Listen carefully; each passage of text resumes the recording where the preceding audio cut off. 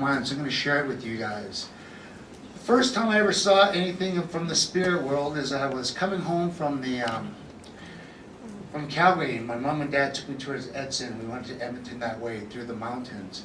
I looked up at the night sky, and there was 12 stars that started to shimmer, and they did one giant circle, and then they snapped back into place. I never really spoke about that in public before, and I never really said anything to my mom and dad. I went to a shake and tent ceremony a few years ago with my brothers John Big Stone and Leonard Cardle up north, and in that ceremony you're allowed to ask the grandfathers and grandmothers anything. And so I asked them, why did you move the stars for me that day? And they said, we heard you that day in the forest. And what happened that day in the forest when I was 10 years old, my mom really physically violated me. My teeth were separated from my gums, and I was out there crying. I remember going out into the woods, and I made shoes out of cardboard laces, and I promised the Great Spirit, I said, if I ever have children, I promise I will not treat them like this. And so when the grandfather star came in, he said, we heard you that day in the forest. And I thought, I knew exactly what he was talking about. And he said, we've been watching over you ever since. You got a good road ahead of you. And that kind of just popped into my head this morning. By no means am I here to insult anyone's intelligence. I'm just here to share. We all have our own worldviews. We all have our own way to the connection to the Great Spirit, that higher power, whatever you want to call it. And I'm just here to share. And again, come with an open mind and an open attitude.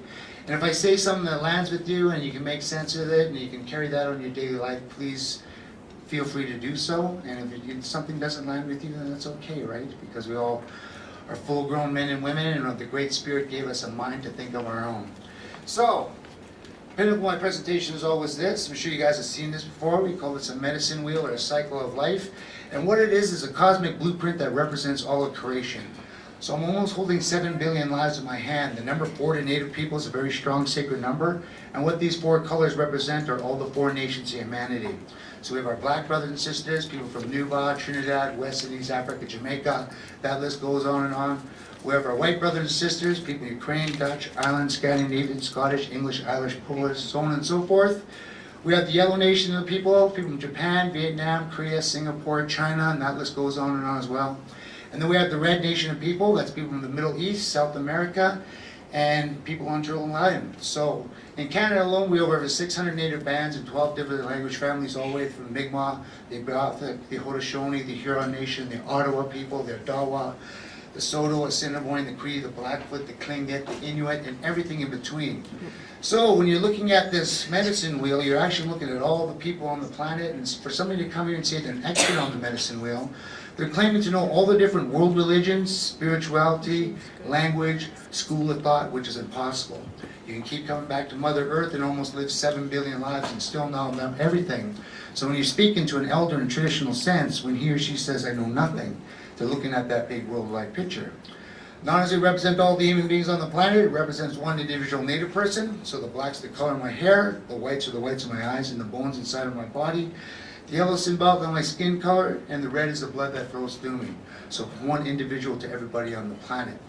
And what I was taught by my elders is that all power moves in a circle. So you're pretending this microphone is grandfather's sun. It takes Mother Earth 365 days to make one giant circle around grandfather's sun. Within that circle is another circle. The Earth is rotating on its axis, creating night and day. And within that circle is another circle going on. Grandmother Moon is going around the Earth. So all power moves that way. And if you think about it, the wind in its mightiest power, when it's moving in a circle. And our lives are a giant circle, right? So far I've seen the spring, the summer, the fall, and the winter turn around 49 times. That's how old I am. And I have no idea how many days are in front of me, how much time the Great Spirit has given me, how many times I'll see the rain come down on a sunny day, how many times I'll really watch a rainbow, how many times I'll look at a full moon, if I'll ever go back to Africa again, or St. John's, or Alaska, or San Francisco, all these places I've been fortunate enough to travel to. I have no idea. How many times I'll sit down and have Christmas dinners with my sons, maybe 10, maybe 12, maybe 8, maybe the last time was last December, God forbid. We don't know how much time we're given. It's by the grace of the Great Spirit I may make it to an elder, and if I'm really lucky, in the Cree way of thinking, we live from childhood to childhood. We all show up with no teeth and diapers, and we kind of check out the same way if we live a long, healthy life, right? So that's the macro picture of a person's life. But you can also break that down to a daily event. I wake up in the morning, I do a workshop, I do some emails, take my dog for a walk, go to my ex-wife's house, get the kids off to hockey, crash out, and the next day my circle starts all over again. So from one individual to everybody on the planet. All these teachings that I'm sharing with you, they all come from Marion, so I don't know what she's going to say when she gets up here. I also come from Leopard. They come from Peter Strikes with a Gun. I've done ceremony with them. Phil Gadsbury, Harold Gadsby, Casey Eagle Speaker. My very first introduction to ceremony was with the Lightning family in Obima when I was 21 years of age. We just lost the old man, Albert. And I was wedded with Rick and Walter. That's my first introduction to spirituality. And I can't speak for everybody else in this room, but for coming from the background that I came from and sitting in that ceremony for the first time, it was like coming home. Anyway, people are always asking, Walter, what is the deal with tobacco and Native people? So what I was taught is tobacco was the first gift given to the two-leggeds. And the Great Spirit said, this is how you're going to communicate with me. This is how you'll speak to me. So all the animals volunteered to do the job, to carry the prayers for the two-leggeds, and the bear came up and the creator said, nope, you're too lazy. And then one by one they all systematically stood in front of the maker, and then it was the eagle said, I will carry the prayers for the two-leggeds. And the rest of the animal kingdom got jealous, so that first prayer that was offered in that tobacco smoke was given to the eagle. And as he was making his journey 4 days and 4 nights into the spirit world, the thunder beings got jealous and they shot lightning at him. And that's why some of the eagle feathers you'll see, they'll have those burn marks on it. At any rate, when people are holding on to a ceremonial pipe, what we believe as Native people and what I was taught, most of these lineages come from the Cree, that a woman's spirit is very strong. There's no human being that would be in this room if it wasn't for the life-giving capabilities of a woman's body, and that's symbolic in the stone of a pipe. But what makes up a man's spirit is the wood. If you connected those two items together, it creates life. If you were to bury that out in the mountains and dig it up in 1,000 years, that wood would melt into the ground while that woman's spirit would still be intact. At any rate, when you're holding onto that ceremonial pipe, we believe that your prayers, again, go into that tobacco smoke. The tobacco smoke rises up to the eagle. The eagle takes your request off the Manitoulin. That's our word for God. If you ever notice, an eagle flies in a circle embracing all the 4 nations of humanity because everyone has the right to feel safe and celebrate in the skin that we're born into. So a couple things that I'd like to share with you this morning is very sensitive issues. One is cultural confusion and the other one is lateral violence. Those are the 2 things that I think are holding back our people.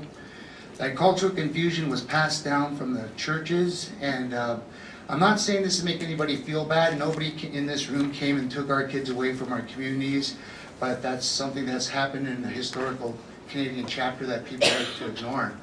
I was doing work with the Calgary City Police about a month ago with my brother Hal Eagletail, and as we were sharing this information, there was a young constable. She must have been in her late 20s and early 30s, and she got very upset because she was a brand new mom at the same time, and she says, why don't I know this? I was born in this country, I was born here, raised in Calgary my whole life. Why didn't I know that it was illegal for First Nations families to raise their children? At any rate, that cultural confusion, when they took that away, it was one of the, our sister was sharing, cut the hair. My mom went, and that's the first time we ever talked about it in my family is when I almost lost my mother in a car accident. It was a very serious one, and she was trapped from the hips down. And when Native people pass away from this plane, we say we go through the western doorway because our time on Mother Earth is very short. If that was going to happen, I wanted to let my mother know 2 things: how much I loved her, respected, and appreciated her, because she came to the cities in the late 50s and early 60s, and she went through some real racism. She had a hard time finding a place to live. She was openly discriminated against because she was Native. And the best work she could do was get a job as a janitor. She didn't need to do that. She could have stayed on the res, watched the welfare checks roll in, and joined the party, but she wanted a better life for her son. Because of that, I got to go to university and grow into the man that you see today, and there's no way you can thank somebody for that, right? I love you, Mom. Thanks for doing that. However, on the negative side, you know, this could be potentially the last time I talk to my mother, and I want to let her know how much her drinking affected me, how ashamed I was of that. Sometimes I'd come home from after school and she would pass it on the front lawn. All the kids in the neighborhood could see. Kids could be mean sometimes, so I used to make up stories and say, well, she's on medicine, or whatever I could do to save face, when in actuality, she had a problem with alcohol. So, my point is this, I'm not saying this is slag my mom, but if you take my mom's story, getting back to that medicine wheel where it represents one person to the entire First Nations community, that's the reason why our suicide rates are 3 times the national average. That's the reason why we have family issues, family violence and loss of culture, is because of what happened in those schools. And most people don't realize that, right? And part of that cultural confusion is a lot of our people are scared to come back to the ceremonies. I've been part of the ceremony since I was 21. I'm going to be 50 years old here pretty soon. And in that whole time, I've seen nothing but kindness, miracles, laughter, and a lot of sharing. I've not heard of anything like twisted mouth or love medicine or all these things that this hocus pocus idea that people put on it. I've never seen that in my life. The only kind of bad medicine I've ever seen is that lateral violence, when we gossip behind each other's back. We're passing on that legacy of the residential school. You know, we won't even talk to this family because their grandmother offended my grandmother. We don't even know why. It's kind of, we pass this intergenerational thing down, right? They say an elephant doesn't forget. Well, just wait till you meet an Indian. We hold on to that stuff like gold, right? So, at any rate, that cultural confusion is really, really a strong thing. I've actually been kicked out of Native communities for bringing in my eagle feather, my drum, and my rattle. They're mostly northern communities that are remote. And I was on stage once sharing the little bit that I know, and the principal came off and said, this is a Christian school. And these are all Crees up there, right? You can't trust those Crees. At any rate, I said, what's the problem? And she's, you know, this is a Christian school, we're a Pentecostal community, and you're teaching very bad things to our children. And so whenever I share that with like non-native audiences, they're always shocked by that, about how that issue is still very much alive in our communities. And we come from the most inclusive worldview that I know of, right? Whenever I'm in a sweat lodge, elders will always splash for Jesus, they'll splash for Muhammad, they'll splash for all these spiritual leaders, because we believe that those teepee poles, there's 13 of them, they represent all the religions and spirituality on the planet. They connect at one spot and they shoot off into the universe and go to the Great Spirit. So there's Jesus, Muhammad, you know, Confucius. The way that my elders like to describe it is like the starting lineup of Team Universe. I kind of like that. It's a cool way to look at the world. Anyway, that cultural confusion is a very alive and well. As a youth worker, I spent a lot of time, and we'd hire Aboriginal youth workers that we'd bring them out to marry and sweat. Half the time, the youth workers wouldn't come in. They'd be scared of their own culture. They'd be in the bushes watching us do this ceremony. And so as a result, the kids wouldn't come in. So it was a very bad message, right? And then often I'd pull these people aside and said, why aren't you participating in this? And they said, well, I don't believe in it. Well, we had this interview, and here you are. We live in a funny world. Casey Eagle Speaker, who's another teacher of mine, a friend, he went over to Germany, and they have full-on powwows there and sweat lodges with no Indians. It's just the weirdest thing. So him and Pablo were setting up a sweat lodge, and they're making the willows, and they're creating this sweat lodge. And then they started to put the canvas over it. And those Germans looked at them and said, what are you doing? So, well,